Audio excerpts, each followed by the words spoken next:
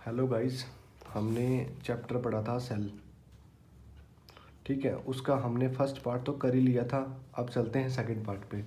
ठीक है, हमने बताया था कि राइबोसोम होते क्या हैं। ठीक है, राइबोसोम दो टाइप मतलब सभी में होते हैं राइबोसोम, तो प्रोकैरियोट्स में और यूकैरियोट्स में। अब आपको देखो बताता हूँ। जो एक ऑस्ट्रिच एग है, ऑस्ट्रिच एग उस वो क्या होता है? Largest isolated cell. Isolated cell किसका होता है? ऑस्ट्रिच एग का। और ह्यूमन जो आरबीसी है, ह्यूमन रेड ब्लड सेल, उसका 7 माइक्रोमीटर इन डायमीटर में होता है वो। ठीक है, और अपन को पता ही है कि उसकी शेप कैसी होती है? By concave, by concave. ठीक है, और अगर हम बात करें सबसे लॉन्गेस्ट सेल की, वो होती है नर्व सेल। नर्व सेल क्या है? Longest cell. ठीक है जी। चलो, आरबीसी की बात कर ली, अब कहते हैं डब्ल्यूबीसी की, वाइट ब्लड सेल। ये कैसे होता है? एमीबॉइड का जैसा होता है और इरेगुलर होता है। कैसा होता है? इरेगुलर। ठीक है जी। और ट्रैकिया ट्रूकियाट्स हमें बताइए, इलोंगेटेड होता है ना। चलो अब बात करते हैं प्रोकैरियोट्स की। प्रोकैरियोटिक, प्रोकैरियोटिक होते क्या हैं? वैसे प्रोकैरियोटिक में क्या क्या आता है? देखो, हमें पता है कि 5 किंगडम होते हैं: मोनेरा, प्रोटिस्टा, फंगी और प्लांटे और एनिमिलिया। ठीक है ना। मोनेरा को छोड़ के बाकी सारे यूकैरियोटिक है। सिर्फ मोनेरा ऐसा है जो प्रोकैरियोटिक है। ठीक है जी। जैसे मोनेरा में क्या आता है? बैक्टीरिया आता है, और ब्लू ग्रीन एल्गी जिसको हम कहते हैं साइनोबैक्टीरिया, है ना जी। माइकोप्लाज्मा ये आ गया। ठीक है, और प्रोकैरियोट्स होते क्या हैं? पहली बात तो ये स्मॉलर होते हैं।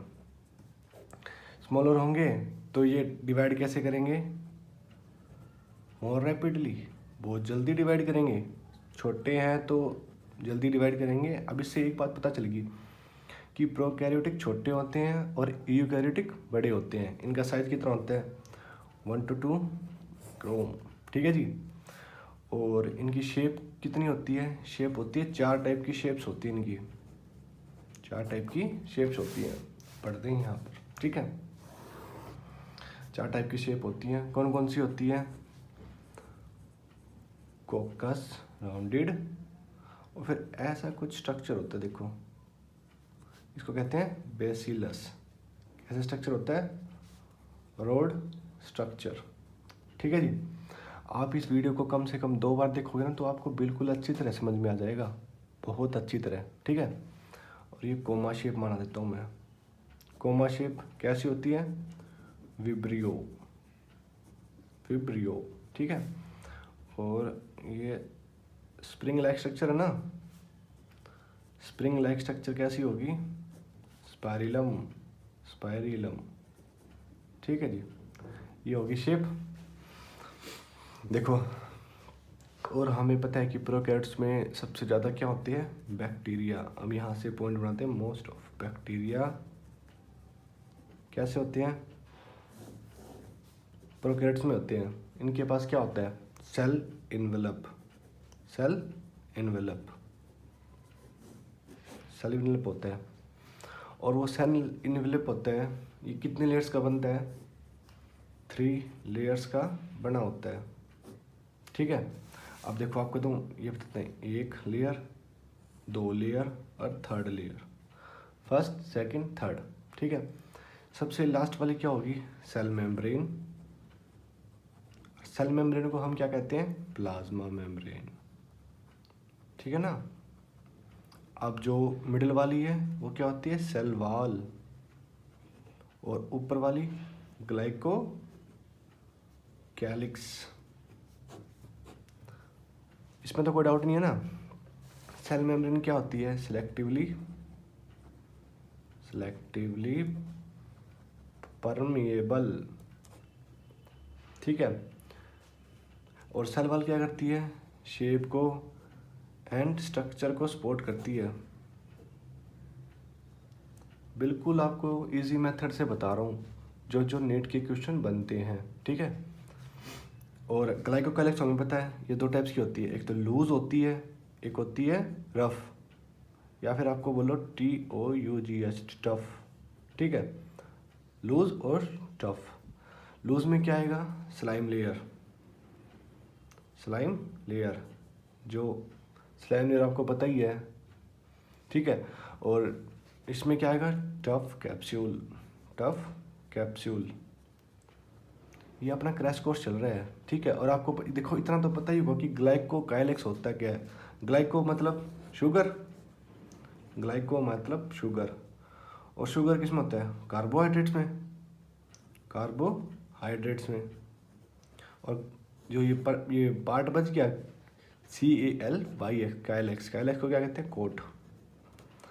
शुगर का कोट, कार्बोहाइड्रेट कोट क्या होता है, टू टाइप्स के होते हैं, लूज और टफ, ठीक है।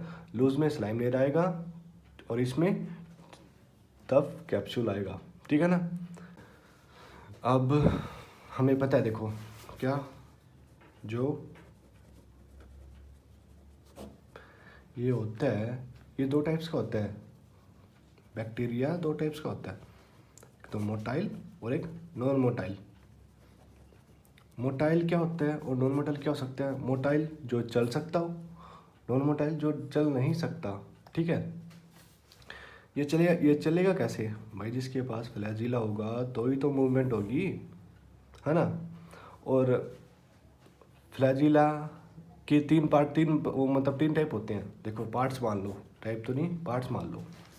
एक तो इसका होता है फिलामेंट, ठीक है, और एक होता है हुक, और एक होता है बेसल बॉडी, बेसल बॉडी, ठीक है ना। देखो ये होगी सेल वॉल, ठीक है। और यहाँ से उठा हुआ मिलेगा आपको, ये क्या है, ये होगी सेल वॉल, सेल वॉल, ठीक है। सेल वॉल को फाड़ के फ्लैजिला बाहर निकलेगा, जो ऊपर वाला पार्ट होता है ये होता है फिलामेंट, ठीक है। और जो ये सेल वॉल से नीचे, सेल वॉल से थोड़ा ऊपर होता है ना, ये वाला पार्ट क्या होता है, हुक। और लास्ट वाला पार्ट आपको पता ही है, बेसल बॉडी। जैसे बॉडी का पार्ट आ गया वो तो बेस में ही आएगा, ऐसे। ये तो हमने कर ली मोटाइल की बात, ठीक है। अब अगर हम पूछे कि नॉन मोटाइल क्या होता है, नॉन मोटाइल में दो चीज़ आती है, एक तो पिल्लाई और एक आता है फिम्ब्रे, ठीक है। अब ये पिल्लाई क्या होती है, पिल्लाई होती है ट्यूब लाइक स्ट्रक्चर, पिल्लाई क्या होती है, ट्यूब लाइक स्ट्रक्चर। और ये क्या करती है, DNA को एक्सचेंज करती है। देखो ये सेल है, ये ट्यूब लाइक स्ट्रक्चर हो गया, ये है। ये क्या करेगी, एक सेल से, एक सेल का DNA है वो दूसरे सेल में जा सकता है ना, ये पिलाई है, ठीक है। और फिम्रे क्या होता है, फिम्रे होते हैं bristle like structure, bristle like structure. और ये किससे कनेक्ट रहता है, connect bacteria to substratum, bacteria to substratum. Substratum क्या होता है, जहाँ बैक्टीरिया बैठा होता है, जो लिख देता हूँ, जहाँ बैक्टीरिया बैठा होता है, ठीक है जी। सबस्ट्रेटम वो होता है। इतना इसमें इतना देखो क्या क्या पड़ा है, बैक्टीरिया अगर मोटाइल है तो उसमें फ्लैजिला होगा, नॉन मोटाइल है तो उसमें फ्लैजिला नहीं होगा। और फ्लैजिला के तीन पार्ट्स होते हैं, फिलामेंट, हुक और बेसल बॉडी। जो सेल वॉल को फाड़ के निकलता है फ्लैजिला, ठीक है जी। और जो सबसे अपर पार्ट होता है वो होता है फिलामेंट, और जो सेल वॉल से थोड़ा ऊपर होता है जो निकला हुआ था उसको कहते हैं हुक, और जो लास्ट लोअर पार्ट होता है उसको कहते हैं बेसल बॉडी। और जो नॉन मोटाइल के दो पार्ट होते हैं, एक जो तो पिलाई और एक फिम्ब्री, ठीक है। जो पिलाई है वो ट्यूबलाइक स्ट्रक्चर है, जैसे उसमें DNA एक्सचेंज होता है, पिलाई की हेल्प से DNA एक्सचेंज होता है एक सेल से दूसरे सेल में। और फिम्ब्री होता है वो ब्रिस्टल लाइक स्ट्रक्चर होता है। और ये कनेक्ट किस होता है, बैक्टीरिया टू सबस्ट्रेटम, मतलब जहाँ बैक्टीरिया बैठा होता है, ठीक है, इसमें अगर किसी को कोई डाउट हो तो कमेंट कर दीजिए। ठीक है, ठीक है।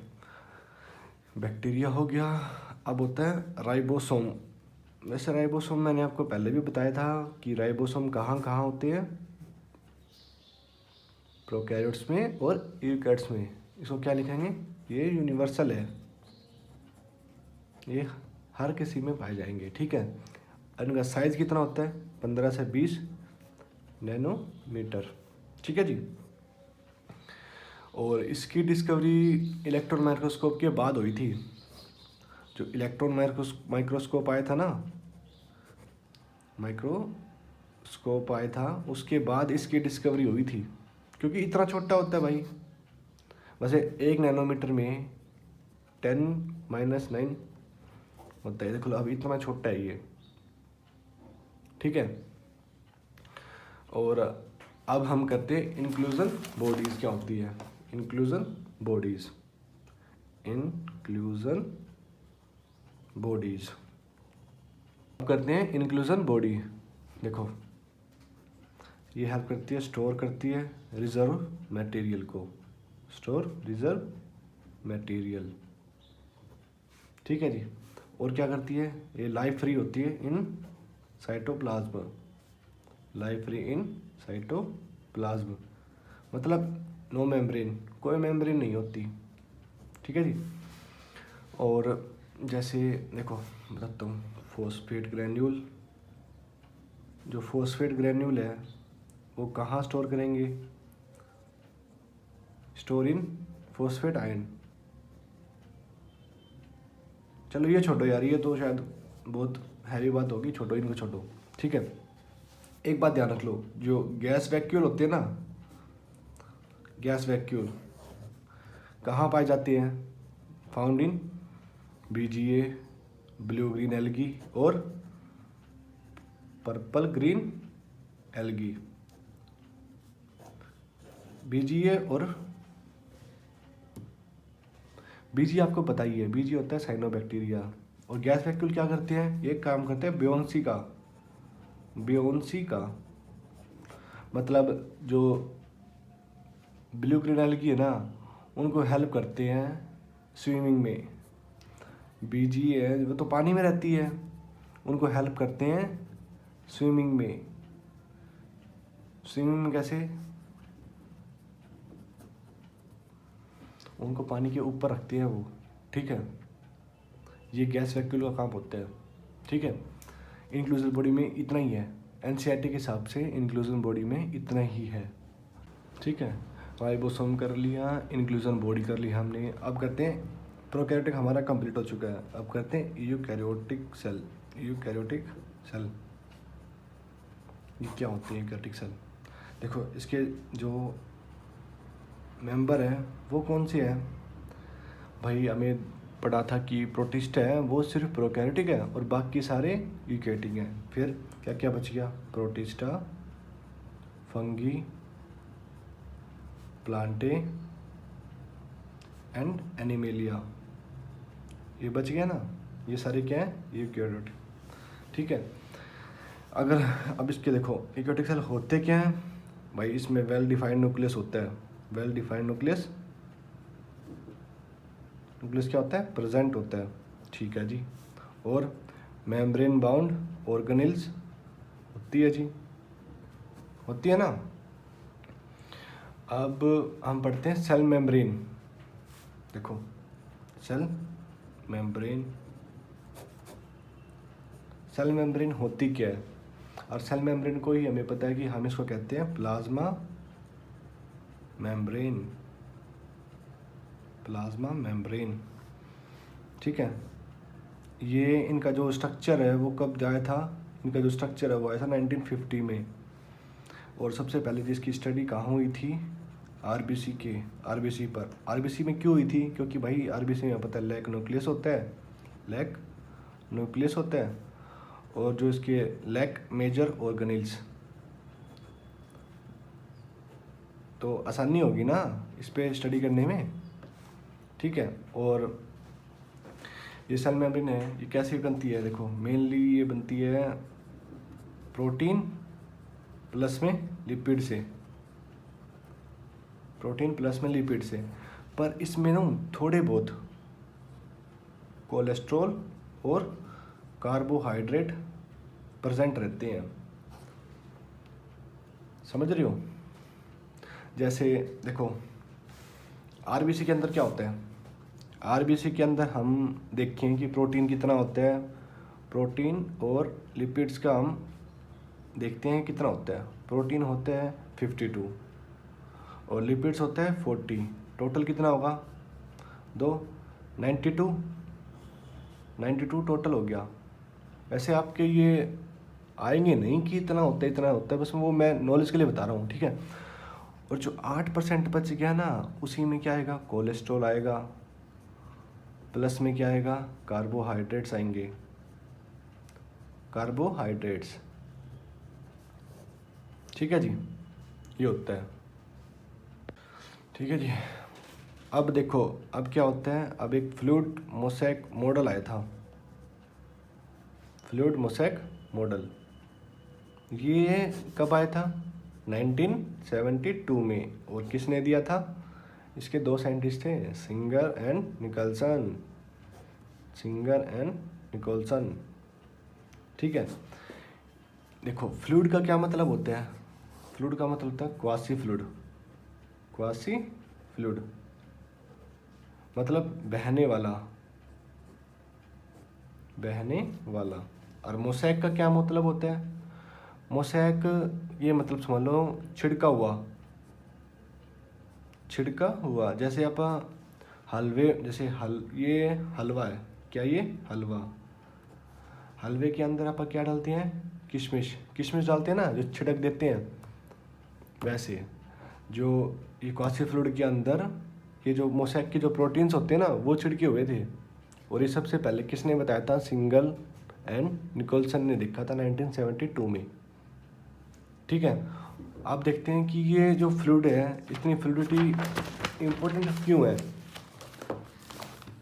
फ्लूइडिटी इम्पोर्टेंट क्यों है, फ्लूइडिटी इम्पोर्टेंस देख लो, ठीक है भाई। हमें पता है जो फ्लूइडिटी है वो क्या क्या करेंगी, ग्रोथ को इंक्रीज करेंगी और सिक्रेशन में हेल्प करेगी।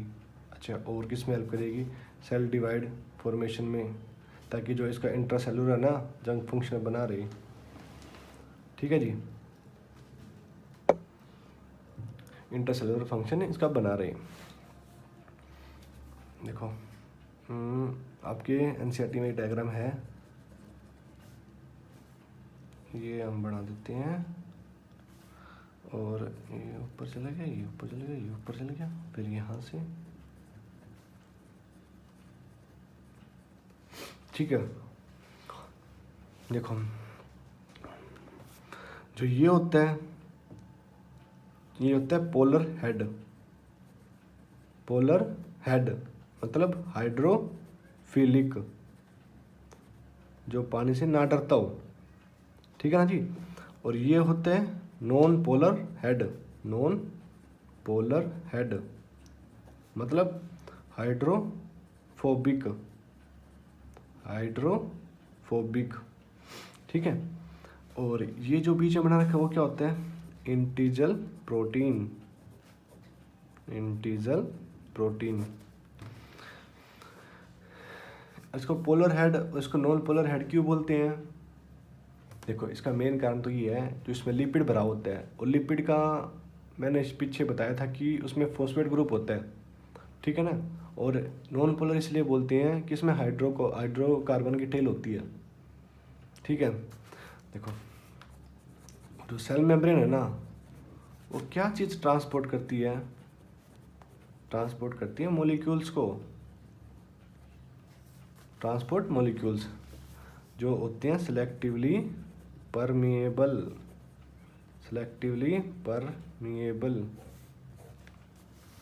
सेलेक्टिवली परमिएबल का मतलब होता है ये किसी भी मॉलिक्यूल्स को कुछ मतलब चीज थोड़े वो जो मॉलिक्यूल्स होते हैं उनको अलो करती है अंदर आने के लिए, ये मतलब होता है। और ट्रांसपोर्ट आपको पता ही है दो टाइप्स के होते हैं,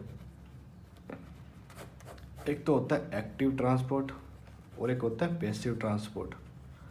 एक्टिव में क्या क्या आएगा, एक्टिव में भाई सोडियम और पोटाशियम का पंप होगा। ये बहुत ज़्यादा इंपॉर्टेंट मान लेना यार इसको, बहुत ज़्यादा इंपॉर्टेंट। भाई सीधा क्वेश्चन आता है नीट में यार, सीधा क्वेश्चन। एक्टिव ट्रांसपोर्ट में सोडियम पोटाशियम का पंप होगा। और पैसिव में, पैसिव दो टाइप्स के होते हैं, एक तो सिंपल और एक फैसिलेटेड। फैसिलेटेड सिंपल में क्या होता है, सिंपल में न्यूट्रल सॉल्यूट्स होते हैं, न्यूट्रल सॉल्यूट्स। जैसे यार हाइड्रोजन है, हाइड्रोजन डिफ्यूज़न करता है तो क्या बनता है, ओस्मोसिस। ठीक है। और फैसिलेटेड में पोलर मॉलिक्यूल्स। भाई जो ये पोलर मॉलिक्यूल्स हैं ये आगे कैसे लेके जाएंगे, कैसे लेके जाएंगे, इन्हीं की तो हेल्प से लेके जाएंगे। बस ये ध्यान रखना, जो एक्टिव है ना इसमें तो एटीपी यूज्ड होती है, एटीपी यूज्ड होती है एक्टिव में, और पैसिव में ये फ्री होते हैं। ठीक है। अब इतना किसी को डाउट हो ना तो भाई पूछ सकता है कोई भी। ठीक है। और ऐसी बात नहीं है कि यार मैं कमेंट्स का रिप्लाई नहीं करता, मैं जितने कमेंट्स है वो सब देखता हूँ। आप बस थोड़ा टाइम बचा हुआ है नीट की प्रिपरेशन में यार, कर दो क्लियर। बाकी किसी को कोई डाउट हो तो भाई मेरे से पूछो। ठीक है। ठीक है, ये सेल मेम्ब्रेन कंप्लीट हो चुका। अब करते हैं सेल वॉल की बात। सेल वॉल क्या होती है और कहाँ प्रेजेंट होती है। देखो सेल वॉल कहाँ होती है, नॉन लिविंग में। कहाँ होती है, नॉन लिविंग में। इनका स्ट्रक्चर कैसा होता है, रिजिड स्ट्रक्चर, रिजिड स्ट्रक्चर। ठीक है जी। और ये देखो जो इनकी शेप होती है और जो प्रोटेक्शन करती है, कहाँ से किसको, protection from damage and infection, damage and infection. ये प्रोटेक्ट करती है किससे, डैमेज से और इन्फेक्शन से। जैसे हमने देखो कभी देखा होगा जो एल्गी है, एल्गी की कैसे होती है, एल्गी में क्या क्या होता है, सेलुलोज होता है भाई, प्लस में गैलेक्टोन्स, गैलेक्टेंस होते हैं, प्लस में मेनन्स और कैल्शियम कार्बोनेट, इससे तो बनती है एल्गी। ठीक है। और जो अपने अदर प्लांट्स मान लो, अदर प्लांट कैसे बनते हैं, मतलब सेल वॉल कैसे होती है, सेलुलोज की होती है, एक बात हो गया। और इसमें हेमिसेलुलोज भी होता है ना जी। और मेनन्स इसमें होता है, इसमें क्या होता है, पेक्टोस और सम प्रोटीन, सम प्रोटीन, इसी से तो बनती है। ये छोटा सा आपके एनसीईआरटी में बताया हुआ है, सेल वॉल ये होता है। ठीक है। अब करते हैं एंडो मेम्ब्रेन सिस्टम क्या होता है, एंडो मेम्ब्रेन सिस्टम क्या होता है। ठीक है जी। देखो एंडो मतलब अंदर, मेम्ब्रेन मतलब ग्रुप या लिख लो समूह। ठीक है। इस एंडो मेम्ब्रेन सिस्टम में सिर्फ 4 चीज़ें ध्यान रखना है, क्या क्या, और वो मैं आपको बता देता हूँ। Endoplasmic reticulum, Golgi complex, lysosome और वैक्यूल। एंडो मेम्ब्रेन सिस्टम में सिर्फ ये 4 चीज़ें आती हैं भाई। कभी सोचो कि यार माइटोकॉन्ड्रिया नहीं आया और स्मूथ नहीं आया, ऐसा कुछ नहीं होता। देखो ये मान लो, अब मैं आपको स्ट्रक्चर बना के दिखाता हूँ। ठीक है। ये क्या है, एंडो मेम्ब्रेन सिस्टम, ये आउटर मेम्ब्रेन से कनेक्ट होता है। ठीक है। ये क्या बनाता है, प्रोटीन और लिपिड बनाता है। ठीक है। और प्रोटीन और लिपिड से क्या बनता है, ग्लाइकोलिपिड। प्रोटीन और लिपिड से क्या बनता है, ग्लाइकोलिपिड बनता है। ठीक है। और ग्लाइकोलिपिड कहाँ जाता है, ये जाता है गोल्गी कॉम्प्लेक्स में। और गोल्गी कॉम्प्लेक्स कैसी होती है, ऐसी होती है। ये स्ट्रक्चर कैसा हो गया, वाईफाई जैसा, जैसे वाईफाई होता है घर में वैसा स्ट्रक्चर हो गया ना। तो गोल्गी कॉम्प्लेक्स ऐसी होती है। ठीक है। और गोल्गी क्या करती है, पैकिंग का काम करती है। किसका काम करती है, पैकिंग का। ठीक है। और पैकिंग का काम करके ये गोल्गी कॉम्प्लेक्स किसके पास भेजती है, ये भेजती है लाइसोसोम, लाइसोसोम। लाइसोसोम क्या करता है, डाइजेशन का। ठीक है। और जो भी चीज़ नहीं पच रही है अब इसके पास से, वो जाती है वैक्यूल्स में, वैक्यूल्स में। वैक्यूल्स क्या मतलब, लाइसोसोम क्या करता है, जो बेकार चीज़ें हैं ना, बेकार चीज़ें वो लाइसोसोम के पास भेज देता है। जैसे अपने घर में स्टोर रूम होता है, बाकी सारे रूम भरे मतलब खाली होते हैं, पर स्टोर रूम होता है वो होता है भरा हुआ। क्यों? क्योंकि भाई उसमें यार जो अपने काम की चीज़ें नहीं होती वो डाल देते हैं। ऐसे ही वैक्यूल्स का काम है, जो चीज़ें हैं काम की वो रख ली, और जो चीज़ें काम की नहीं है वो वैक्यूल्स में डाल देते हैं। ठीक है, ये होता है सेल मेम्ब्रेन का काम। देखो आप पढ़ते हैं ईआर के बारे में, ठीक है, जो हमने 4 पढ़े थे ना, ईआर, गोल्गी, लाइसोसोम और वैक्यूल्स, ये एंडोमेम्ब्रेन सिस्टम के 4 होते हैं। ठीक है, इनमें माइटोकॉन्ड्रिया नहीं आता। अब इनको एक एक वाइज पढ़ते हैं यार। वैसे मेरी डायग्राम मतलब मेरी ड्राइंग थोड़ी ज़्यादा ही ख़राब है, पर समझ जाना यार, ठीक है ना। देखो एंडोप्लाज्मिक रेटिकुलम, ठीक है, ये क्या होता है? देखो पहले इसकी वो सुन लो डेफिनेशन।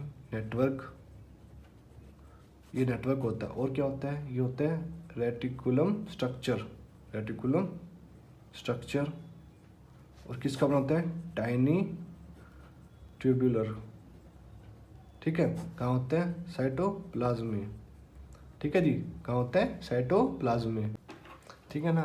देखो एंडोप्लाज्मिक में क्या पढ़ता है? ये होता है समूह होता है, मतलब गिरा हुआ तो रेटिकुलर स्ट्रक्चर होता है और टाइनी ट्यूबुलर का बना होता है। और इसमें कहाँ होता है? ये साइटोप्लाज्म के अंदर होता है। 1 2 3 4 चार चीज़ों में आपकी इसकी समझ में आएगा ये क्या होता है। ठीक है, ये होता है एंडोप्लाज्मिक रेटिकुलम। हाँ जी। और देखो आपको जो ये लग रहे हैं ना, ये होते हैं राइबोसोम, क्योंकि हमने पढ़ा था भैया राइबोसोम सभी में होते हैं चाहे वो प्रोकैरियोटिक हो चाहे यूकैरियोटिक हो। जहाँ राइबोसोम लग गए उसको कहते हैं रफ एंडोप्लाज्मिक रेटिकुलम। जहाँ राइबोसोम लगे हुए हैं उनको कहते हैं रफ एंडोप्लाज्मिक रेटिकुलम। और जहाँ देखो इस साइड नहीं है, इस साइड नहीं है, नो राइबोसोम, और इसको क्या कहेंगे? ये तो स्मूथ है ना, ये स्मूथ एंडोप्लाज्मिक रेटिकुलम हो गया। जहाँ राइबोसोम प्रेजेंट होते हैं वो कहते हैं राइबोसोम रफ एंडोप्लाज्मिक रेटिकुलम, और इसको कहते हैं no ribosome smooth endoplasmic reticulum. और रफ एंडोप्लाज्म में क्या होता है? इसमें इनमें देखो हेल्प करता है, किन को करता है? प्रोटीन सिंथेसिस में, प्रोटीन सिंथेसिस में, क्योंकि इनके राइबोसोम लगे हुए हैं। ठीक है, और इनमें नहीं लगे हुए हैं तो इनमें क्या होंगे? Steroid and lipids, steroid and lipid synthesis. ठीक है जी, ये 2 चीज़ें बहुत इंपॉर्टेंट है, इनको याद करना। ठीक है, ईआर समझ में आ गया। अब बात करते हैं गोल्जी की, गोल्जी अपरेटस। वैसे हम गोल्जी लिखेंगे इसको, ठीक है ना। गोल्जी अपरेटस होता है, और ये सबसे पहले 1898 में दिया था। क्या नाम था? कैमिलियो गोल्जी साहब ने, कैमिलियो गोल्जी साहब ने दिया था ये 1898 में। ठीक है, इनका क्या होता है? देखो ये लाइन मार देते हैं यहाँ से, ठीक है, यहाँ से इसका डायग्राम बना देते हैं मस्त वाला। मस्त तो नहीं पर जैसा बनेगा यार, मैं तो डायग्राम थोड़ी ख़राब है राइटिंग। ठीक है, और इसको हम पता ही है ये वाईफाई स्ट्रक्चर जैसा होता है, ठीक है ना। और यहाँ पे क्या लगे होते हैं? ये होती हैं सिस्टर्नी, सिस्टर्नी।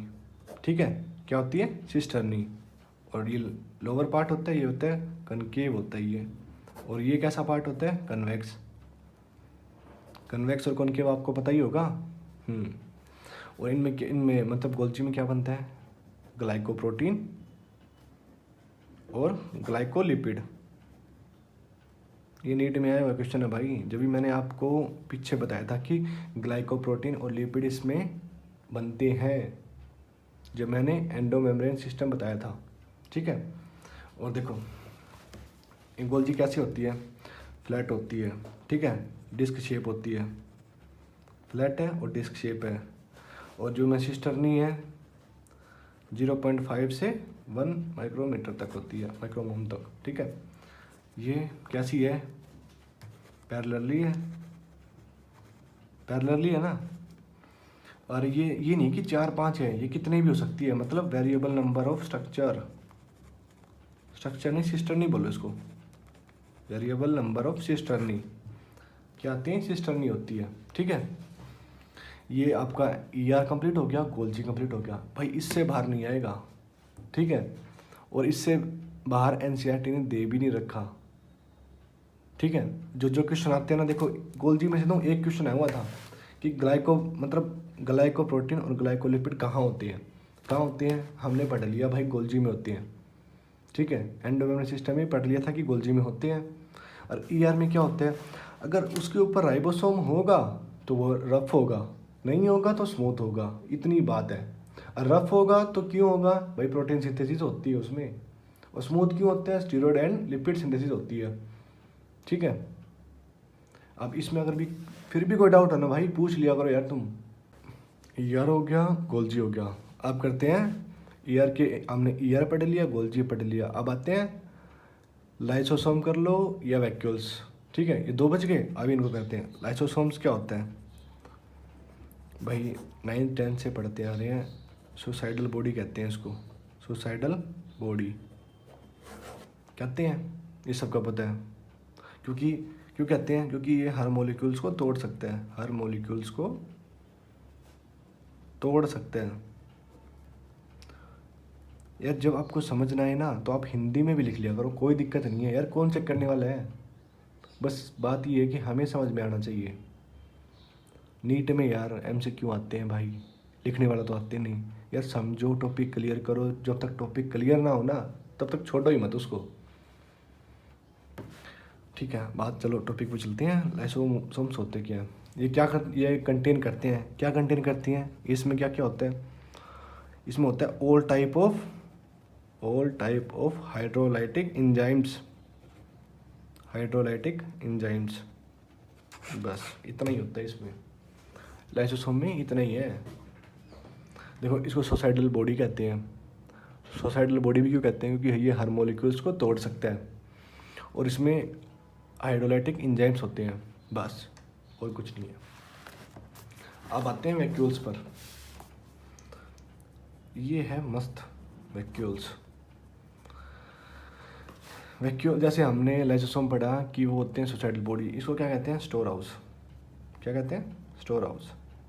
सीधा क्वेश्चन आता है भाई, स्टोर हाउस कौन है, मतलब ऑप्शन में आ जाएगा या मैच द फॉलोइंग में आएगा, ठीक है। सेल का स्टोर हाउस कहते हैं, ठीक है। इनमें कैसी होती है, देखो वैक्यूल्स में भी सिंगल मेम्ब्रेन होती है, इसमें भी सिंगल मेम्ब्रेन होती है। जो इसमें सिंगल मेम्ब्रेन होती है उसको क्या कहते हैं, टोनोप्लास्ट कहते हैं, ठीक है जी। और ये क्या कंटेन करती है, देखो ये कंटेन करती है water, excretory product and others, ठीक है। और मतलब ये इतनी यूज़फुल नहीं होती यार सेल के लिए, not useful of the cell, ठीक है। सेल के लिए इतनी जरूरी नहीं होती भाई, एक्सक्रीटरी प्रोडक्ट क्या करेंगे यार, ठीक है। अब ये दो चीज़ इंपॉर्टेंट लिख रहा हूँ भाई, इसको ध्यान से, बिल्कुल ध्यान से, बहुत, ठीक है। अब तक नहीं पढ़ा कोई दिक्कत नहीं, अब इन चीज़ों पे ध्यान दे लो बस। जो कॉन्ट्रैक्टाइल वैक्यूल्स होते हैं अमीबा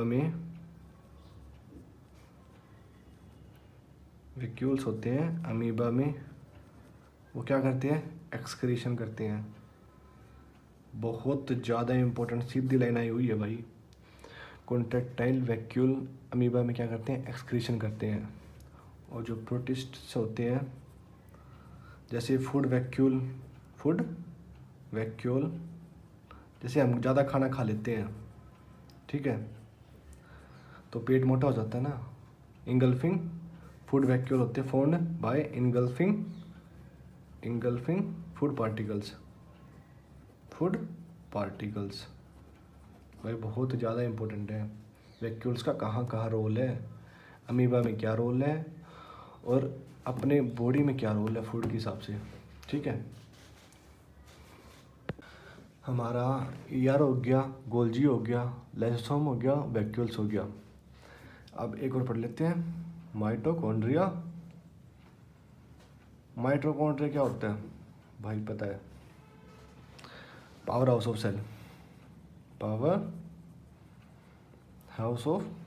सेल होता है, ठीक है भाई। पावर हाउस क्यों होता है, क्योंकि ATP बनाता है, मेक्स ATP।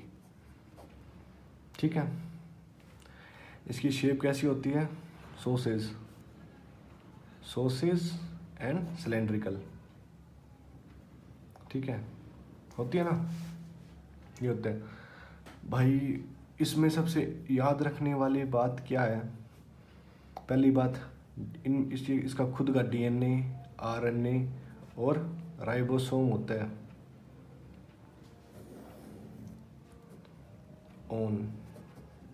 इसका खुद का DNA, RNA और राइबोसोम्स होता है। ठीक है, और इनमें जो देखो ये होता है यार इसका स्ट्रक्चर, ये हो गया, ये सिस्टर नहीं हो गई, ये DNA हो गया, ये RNA हो गया। ठीक है, ये राइबोसोम हो गया। राइबोसोम कैसा होगा इसमें? 70S हो गया। ठीक है जी, और ये क्या हो गया? ये हो गया RNA, ये क्या हो गया? DNA। ठीक है, और जो इनमें सिस्टर नहीं होती है, ये क्या करती है? सरफेस एरिया इंक्रीज कर देती है। ठीक है, और ये क्या हो गया? आउटर मेम्ब्रेन होगी, ये इनर मेम्ब्रेन हो चुकी है इसकी। बस यार, और क्या है इसमें, ये बताओ, और इसमें क्या है? कुछ है इसमें? आउटर मेम्ब्रेन, ये RNA, ये सिस्टर्नी, ये 70S, राइबोसोम हो गया, इसमें इनर मेम्ब्रेन होगी, ये DNA हो गया। बस इसमें याद रखना है क्या होता है, शेप कैसी है, और DNA, RNA, राइबोसोम ये खुद का कैरी करती है। ठीक है, बस। और जो ये प्लास्टिड और ये 2-3 टॉपिक और बच गए ना, वो हम अगले टॉपिक में करेंगे। ठीक है, अगले चैप्टर में वो हम करेंगे सेल साइकिल एंड डिवीज़न में, क्योंकि सेल में इतना ही है। अब उससे आगे तुम्हें पढ़ाऊँगा ना, तो भाई उसमें वो मैच कर जाएगा। ठीक है, हर चीज़ को यार मैच करके पढ़ो। ठीक है, और यार बेस्ट करो यार, तुम थोड़ा टाइम बाकी है भाई नीट की प्रिपरेशन। ये मान लो यहाँ से तुम्हारी बायोलॉजी पूरी हो जाएगी, तुम्हें सिर्फ फोकस करना है केमिस्ट्री और फिजिक्स पर। ठीक है, और कम से कम यार ये सोचो कि भाई 680 प्लस मार्क्स लाने की, 680 प्लस, तभी यार फ़ायदा है पढ़ने का। ठीक है, और यार तुम सपोर्ट करो यार, मैं कितनी मेहनत करता हूँ पर तुम्हें यार कुछ दिखाई नहीं दे रहा। सपोर्ट करो यार जितना हो सके। ठीक है, ओके, अब कल या फिर आज से ही स्टार्ट कर देते हैं cell cycle and cell division. Okay guys, bye bye, love you.